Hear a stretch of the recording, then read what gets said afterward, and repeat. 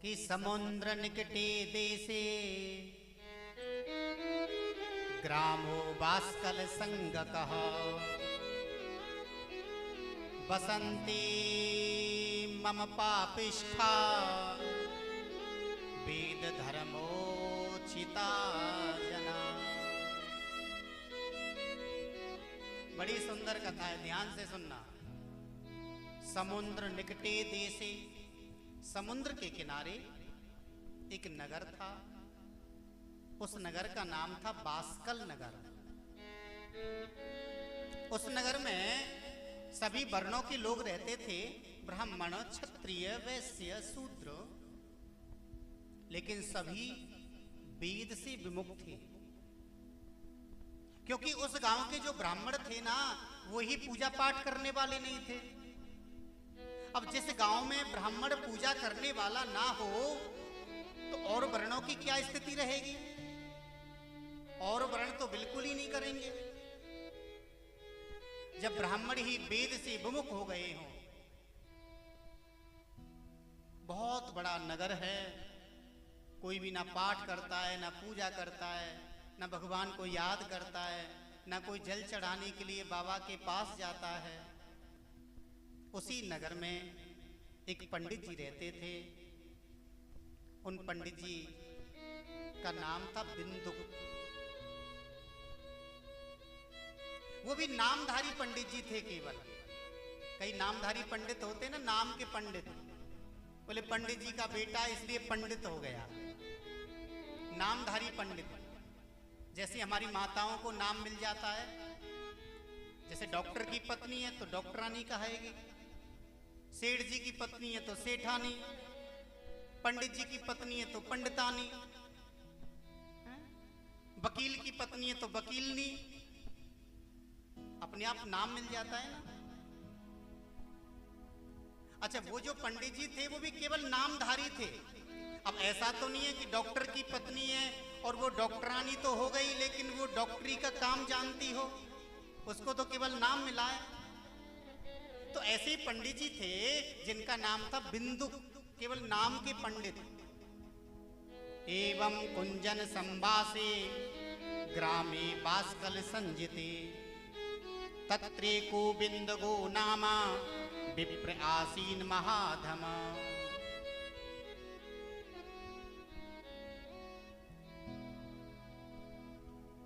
श्री सूत जी बोले कि धीरे धीरे समय निकला, बिंदुक का विवाह हो गया। बिंदुक की पत्नी का नाम है चंचुला।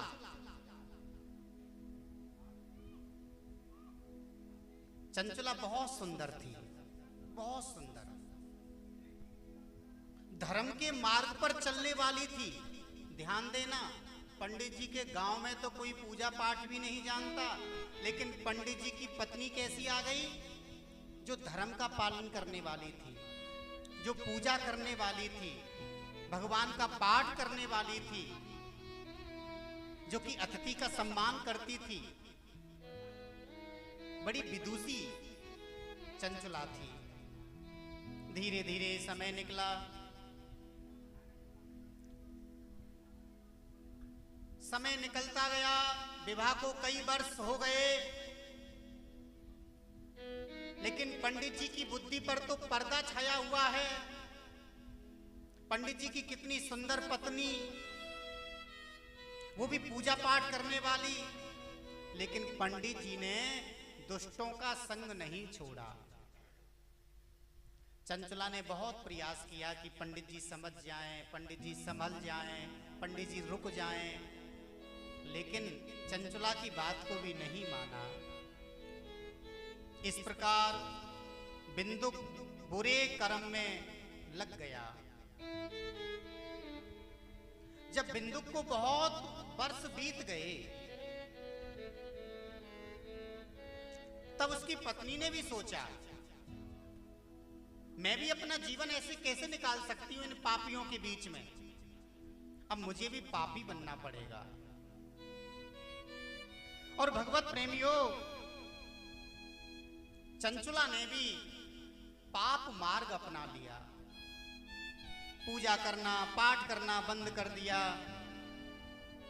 भगवान का ध्यान करना बंद कर दिया, दान करना बंद कर दिया, भगवान का गान करना बंद कर दिया।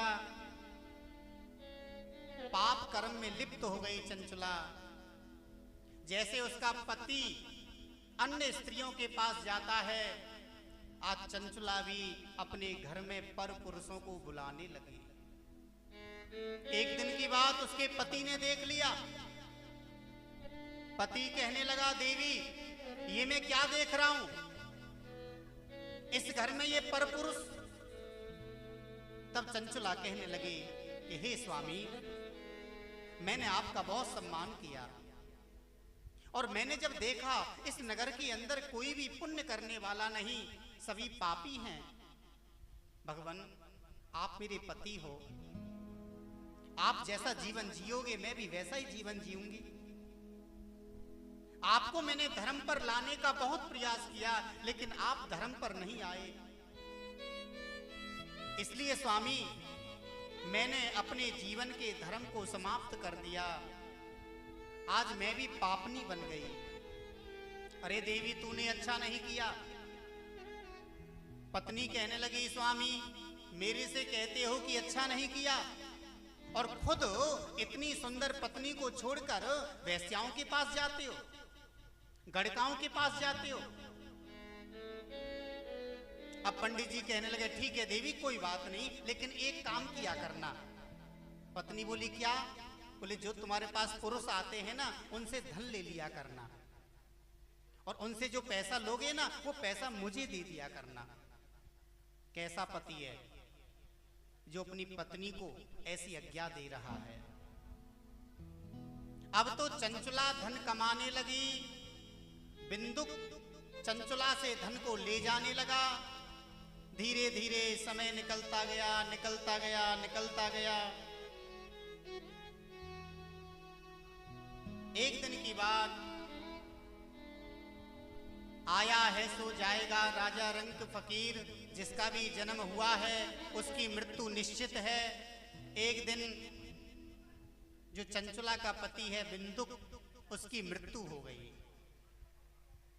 इधर बिंदुक के मर जाने पर बहुत समय तक चंचला अपने परिवार के साथ रही।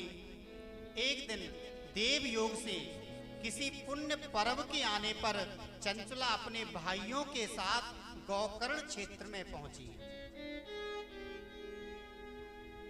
गौकर्ण में भगवान की कथा हो रही थी। चंचला ने भी अपने भाइयों सहित भगवान की कथा को सुना। अब वो मेला देखने के लिए, वहां पर मेला लगा हुआ था, मेला देखने के लिए इधर उधर घूमने लगी। तब उसकी दृष्टि एक शिव मंदिर पर पड़ी। चंचला शिव मंदिर में पहुंच गई और भगवत प्रेमियों, शिव मंदिर में कथा हो रही थी और पंडित जी कथा सुना रहे थे। और जिस समय चंचला पहुंची उस समय पंडित जी नारी का उपदेश सुना रहे थे। ध्यान से सुनना। और पंडित जी अपनी कथा में सुना रहे हैं कि योसिताम जार सक्ता नाम नरके यम किंकरा यदम तम लोह पारिग्धम क्षिपन्ति स्मराः मंदिरे। पंडित जी सुना रहे हैं, चंचला भी बैठी है, बहुत भक्त बैठे हुए हैं। पंडित जी बता रहे हैं कि योसिताम जार सक्ता नाम, जो स्त्री पर पुरुष का संग करती है, ऐसी स्त्री को यमलोक की यातना भोगनी पड़ती है और उसके शरीर में एक कील ठोक दी जाती है। तब वह स्त्री चिल्लाती है, भगवान को याद करती है, मुझे बचाओ, मुझे बचाओ। और पंडित जी कह रहे हैं कि उस समय उस स्त्री को बहुत कष्ट होता है। अब पंडित जी की इतनी बात सुनी, चंचला के मन में वैराग्य पैदा हो गया। अब चंचला मन में सोचने लगी कि मैंने तो जीवन में बहुत पाप कर्म किए हैं, मैंने तो जीवन में बहुत परपुरुषों का संग किया है, मुझे तो बहुत नरक भोगना पड़ेगा। अब मेरा कल्याण कैसे होगा? देखिए भगवत प्रेमियों, वैराग्य कब पैदा हो जाए कुछ नहीं पता। कईयों का बचपन में ही वैराग्य पैदा हो जाता है, कई लोग बुढ़ापे में भी वैराग्य को जन्म नहीं देते, कई लोग बचपन से भक्ति करने लग जाते हैं, कई जवानी से करते हैं, कई लोग बुढ़ापे में करते हैं।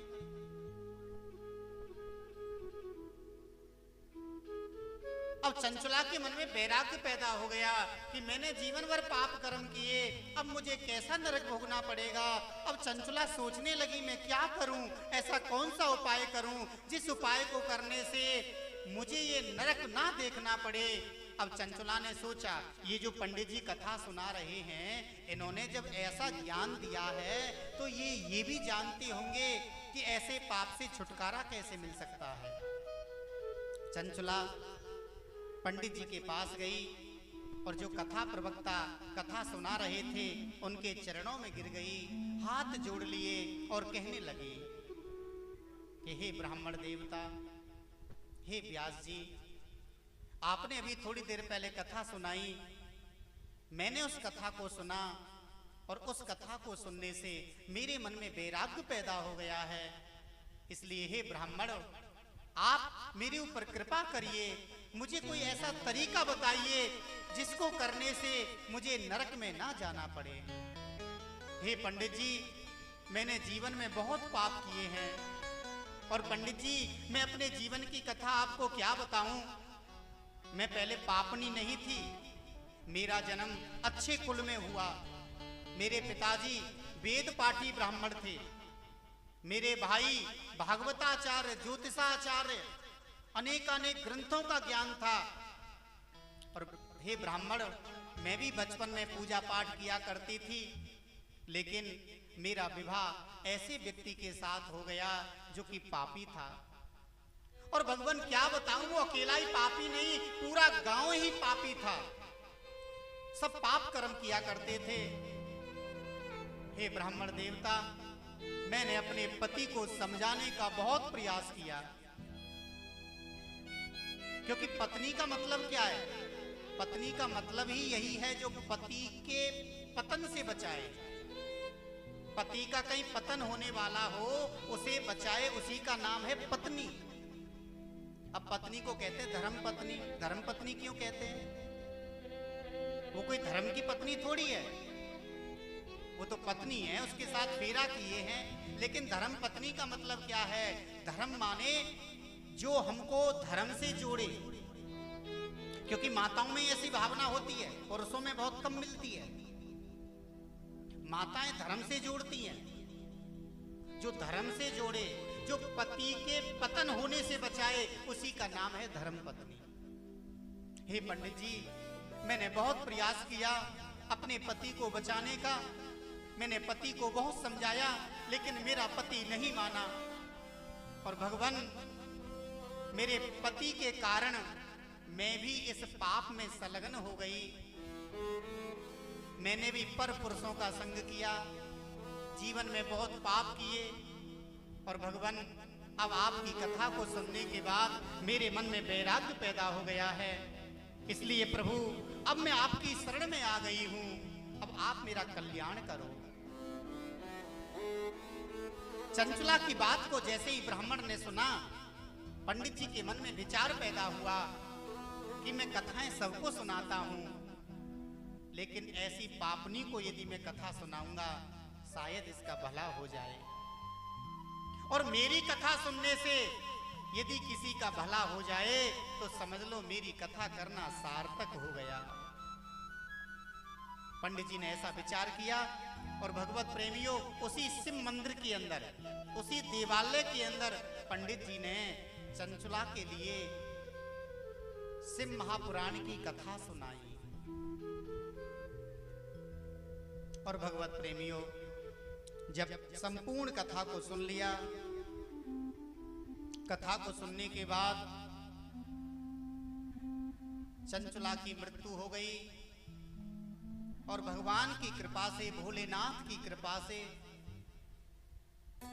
दयालु की कृपा से वह चंचला देव योग से एक सखी बन गई और माता पार्वती की शरण में पहुंच गई। यही है भक्ति का प्रभाव। कई लोग कहते रहे भक्ति करने से क्या मिलता है, कुछ तो मिलता नहीं। भगवत प्रेमियों, भक्ति करने से बहुत कुछ मिलता है। बस हम वास्तविक भक्ति करें, दिखावटी भक्ति नहीं। कई लोग मंदिर जाते हैं दिखाने के लिए। मंदिर जाएंगे, सोचेंगे सब हमें देखेंगे, हम मंदिर जा रहे हैं, बड़े बढ़िया से बढ़िया कपड़े निकालेंगे, बोले अच्छे से कपड़े पहन के जाएंगे। ठीक है, अच्छे कपड़े पहनने चाहिए, लेकिन इतना दिखावा भी मत करो कि मंदिर में सब तुम्हें ही देखें। मैं तो मंदिरों में देखा करता हूँ, कई माताओं में तो आपस में झगड़ा भी हो जाता है। मैं पहले पूजा करूंगी, मैं पहले जल चढ़ाऊंगी, बड़ी जल्दबाजी करते हैं। आजकल तो मैं देखा करता हूँ और मैं प्राय अपनी कथाओं में बताया करता हूँ, और अभी सावन का महीना चल रहा है, आप सब लोग शिव पार्वती की पूजा भी कर रहे हैं, लेकिन मैं एक चीज बताऊंगा, कई जगह मैं देखा करता हूँ शिव जी और पार्वती को बांध देते हैं कलावे से। आपने लगभग मंदिरों में देखा होगा शिवलिंग को पार्वती से बांध देते हैं। थोड़ा सा विचार करिए, अगर आप पति पत्नी को कोई बांध दे तो, अगर हम पति पत्नी को कोई बांध दे आपस में, तो हम खाएंगे कैसे, सोएंगे कैसे, जलपान कैसे करेंगे? इसका मतलब आप जिस मंदिर में जाते हो उस मंदिर के शिवलिंग को पत्थर की मूर्ति समझते हो, उस पार्वती को आप पत्थर की मूर्ति समझते हो। यदि आपने उस पत्थर की मूर्ति को पार्वती समझा होता, आपने यदि उस पत्थर के शिवलिंग को यदि भोले बाबा समझा होता, तो आप शिव पार्वती को बांधने का कभी प्रयास नहीं करते। आप शिव पार्वती को इसीलिए बांध रहे हो क्योंकि आपने उसको पत्थर मान लिया है कि पार्वती भी पत्थर है, शिव जी भी पत्थर हैं, दोनों पत्थर हैं, बांध दो। ये कोई सिद्धांत नहीं है पूजा करने का। अभी कथा बहुत आएंगी और शिव जी की पूजा करने का विधान बहुत समझाया जाएगा आप सभी भगवत प्रेमियों को कि कैसे शंकर भगवान की पूजा करनी चाहिए। हम लोग पूजा तो करते हैं, लेकिन हमें पूजा की पद्धति नहीं पता, तरीका नहीं पता। हम लोग बस एक ने कर दिया, हम भी करने लग जाएंगे, फिर तीसरा भी करने लग जाएगा। जैसे एक भेड़ कुएं में गिर जाती है, आपने देखा होगा उसके पीछे चलने वाली जितनी भी भेड़ें होती हैं सब कुएं में गिर जाती हैं। वो ये नहीं देखती कि ये कुएं में गिरी है, बोले ये गिर गई तो मैं भी गिरूं। यही स्थिति हमारी है। हम लोग एक को देख लेते हैं, इसने ऐसे पूजा को किया है, बस मैं भी ऐसे ही करूंगा। ये कोई तरीका नहीं है भगवत प्रेमियों। तो ध्यान रखिए, कभी भी शिव पार्वती को कदापि मत बांधिए, उनको बांधने का प्रयास मत करो। आपको यदि कलावा चढ़ाना है तो आप भोले बाबा पे चढ़ा दो, पार्वती पे अलग से चढ़ा दो, उनको वस्त्र पहना दो, लेकिन गांठ बांधकर कलावे से उनको कभी मत बांधो। भगवान को भगवान ही मानो, ईश्वर को ईश्वर ही मानो। वो परमात्मा है, वो भगवान है। चंचला कहने लगी, हे पंडित जी महाराज, मैंने चंचला को कथा सुनने से सखी की योनि प्राप्त हो गई, पार्वती की सखी बन गई। धीरे धीरे समय निकल गया। एक दिन की बात, चंचला पार्वती माता के चरणों में बैठ गई और पार्वती माता के चरणों में बैठकर रोने लग गई। चंचला की आंखों में आंसू आ गए। पार्वती बोली, देवी क्या हो गया, तुम रो क्यों रही हो? चंचला कहने लगी, हे मां, मेरा पति जबकि पहले से मेरे से पहले मर गए थे, लेकिन थोड़ा देखकर बताओ ना, आप तो जगत जननी हो, जगत मां हो, आपसे कुछ भी छिपा नहीं। हे माँ, आप बताओ ना मेरा पति कहाँ है, और मरने के बाद मेरे पति को क्या गति प्राप्त हुई है। पार्वती माता ने ध्यान लगाकर देखा और चंचला से कहने लगी कि हे देवी, तुम्हारा जो पति है वह तो प्रेत बना हुआ है, वो तो जंगलों में भटक रहा है। चंचला पार्वती माँ के चरणों में गिर गई। हे माँ, आप कल्याण करें, कोई कृपा करें, मेरे पति का उद्धार हो जाए। पार्वती माता ने कहा ठीक है देवी, मैं तुम्हारे पति का उद्धार कराऊंगी। और भगवत प्रेमियों, उसी समय माता पार्वती ने तुम्बुरु नाम के एक गण को बुलाया जिसका नाम था तुम्बुरु, और तुम्बुरु से कहा कि तुम जाओ और जहां पर इसका पति बिंदुक प्रेत बन के पड़ा हुआ है उसे शिव महिमा सुनाओ, शिव कथा सुनाओ। जब वह शिव कथा सुनेगा तो उसको गति मिल जाएगी। भगवत प्रेमियों, उसी समय तुम्बुरु बिंदुक के पास पहुंचा और तुम्बुरु ने उस पिशाच को पास में बांध लिया, क्योंकि पिशाच को वैसे तो रोक नहीं सकते। तुम्बुरु ने पहले उसको बांध लिया और पास में बांधने के बाद में उसे अपने पास बिठाया।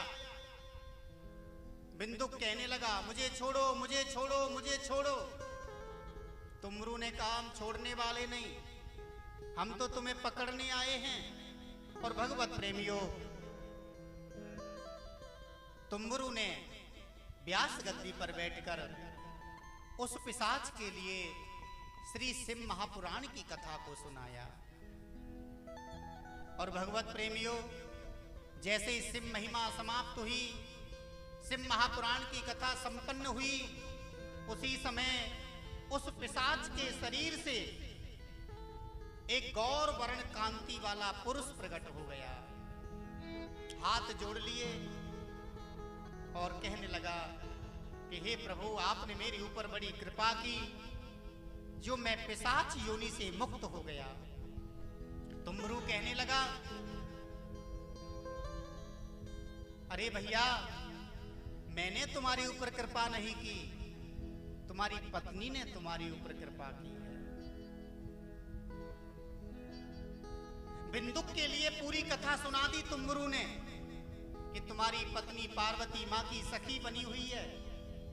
जब उसने पार्वती माँ से पूछा और पार्वती माँ ने बताया कि तुम पिशाच बनकर इधर उधर भटके हुए हो, तब पार्वती माँ ने मुझे भेजा है। बिंदुक कहने लगा हे माँ, आपने मेरे ऊपर कृपा कर दी, मैं आपको बारंबार प्रणाम करता हूँ, आपको बारंबार प्रणाम करता हूँ। और भगवत प्रेमियों, इस कथा को सुनने से बिंदुक की मुक्ति हो गई और हमेशा हमेशा के लिए कैलाश के वासी बन गए। बोलिए शंकर भगवान की